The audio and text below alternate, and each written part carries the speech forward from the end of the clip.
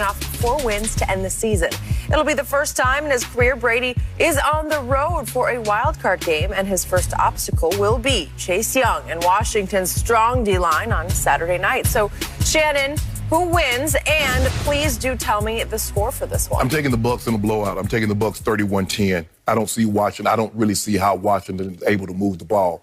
And the mere fact that Ron Rivera mentioned that he might enact a two-quarterback system lets me know that Alex Smith isn't healthy. Skip, if Alex Smith looks anything like he looked Sunday night, they might not score a point unless they get a scoop and score, unless they get a pick six, a short field or something of that nature. I just don't see how they're going to move the ball consistently against that blitz-happy defense. And they're not going to do, like I said, Tampa is not going to get out of character just because they believe Alex Smith is a sitting duck. Skip, this is what they do.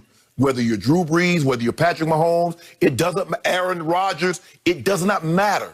They bring pressure, heavy pressure, because they want the ball out of your hand quick. They want you to make decisions quick. And like I said, they can be had secondarily, but you got to hold up. Now, when I look at strength against strength, when you look at Washington, Skip, as you mentioned, their front seven might be as good as we have in the National Football League. But Tampa only gave up 22 sacks this all season, which is fourth fewest in the NFL. So they feel very comfortable with what they have protection-wise to be able to deal with that front four of the Washington football team.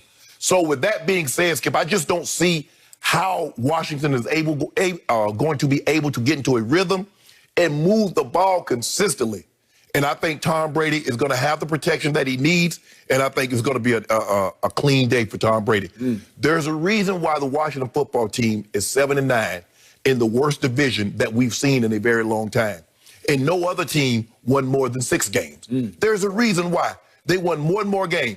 So I just don't see it, Skip. I don't see this game being close. So whatever you got, I think it's what, 7.5, 8? It was 8.5. It's now bet down to 7.5. So you're saying bet the ranch, bet the house? Whatever you got. Yep.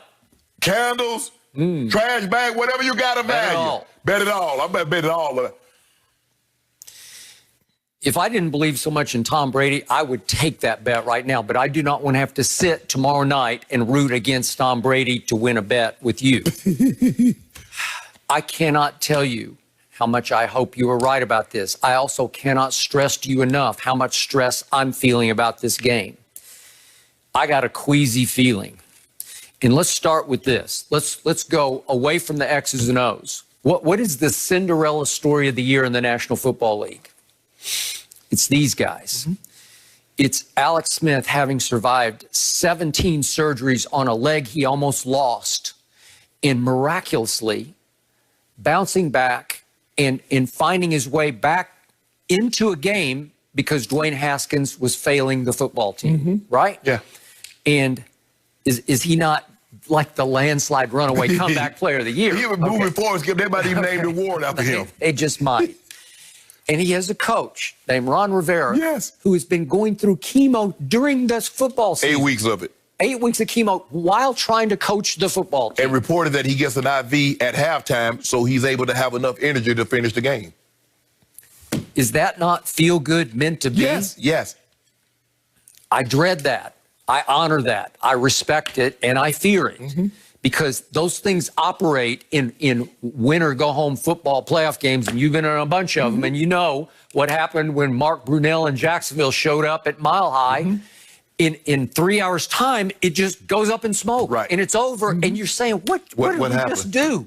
And you still have deep negative feelings about that game. You still can't let it go. What I've learned about, Skip, and especially early in the game, if you're favored, the quicker you can dispense them and put doubt in their mind, the better off you'll be. Good point. Teams like Washington say, guys, Ron Rivera is probably telling his team, let's get it to the fourth quarter, let's see what happens.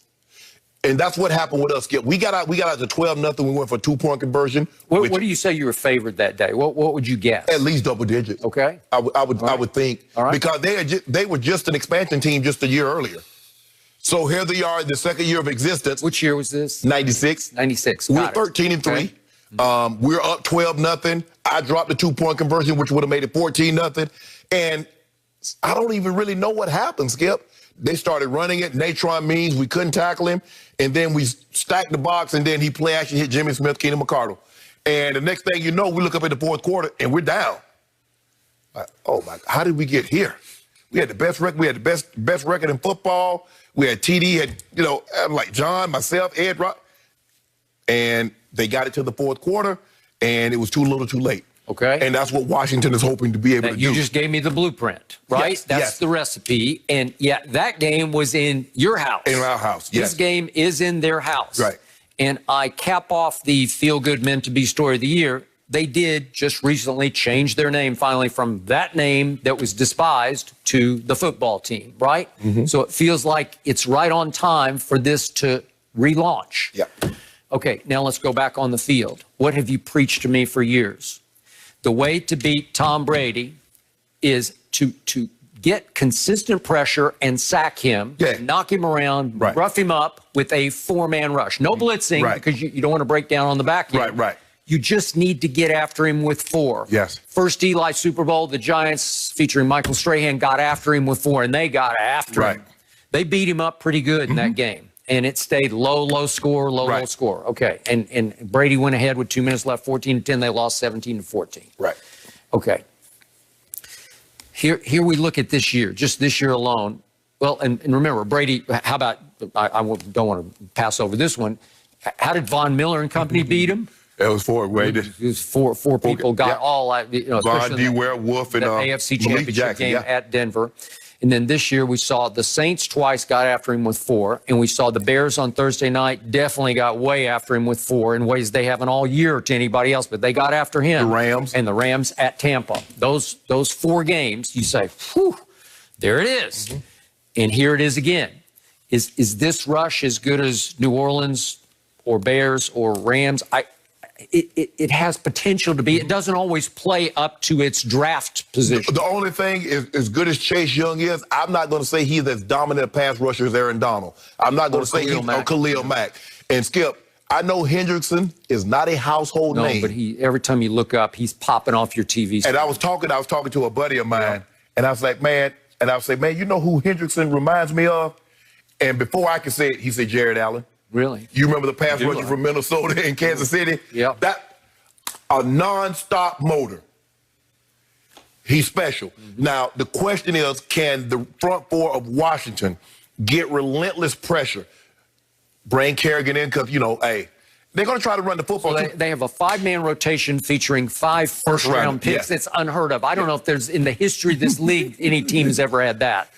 Yeah, right? not the start line. I mean, that means, it shows you how they built their team. They built their team front to back. Mm-hmm. The offensive line, you look at Sheriff, I think it's pronounced Sheriff, how they built their offensive line, how they built the defensive line front to back. Yep. First rounders going backwards. We need protection. We need to get after your protection. Yep. Okay. Let's flip it around. Alex Smith, do I have high regard? I do not. I got you. Might they have to resort to Taylor Heineke in the second half? I don't know if they would alternate them, but I believe you'll see Heineke sooner than later. Okay, you could be right. But there are weapons at their disposal because I fear Terry McLaurin because he can just flat out fly. Yes. And Logan Thomas has turned himself from quarterback into feared tight end. Mm-hmm. He can catch it because what is he, 6'5", 6'6"? Yeah. He's a big kid. Big kid. Yeah. Antonio Gibson can run it. It's hard to run against this team because they run blitz you is what they do. It's just hard to get yards running. But most people said we don't need to run. Right. We can throw it. They were 21st in passing yards allowed. That's horrible for a team that is 8th in points allowed. But the way to get them is to get them that way. Right. And for the evidence, I give you the New Orleans game, the one at Tampa on that Sunday.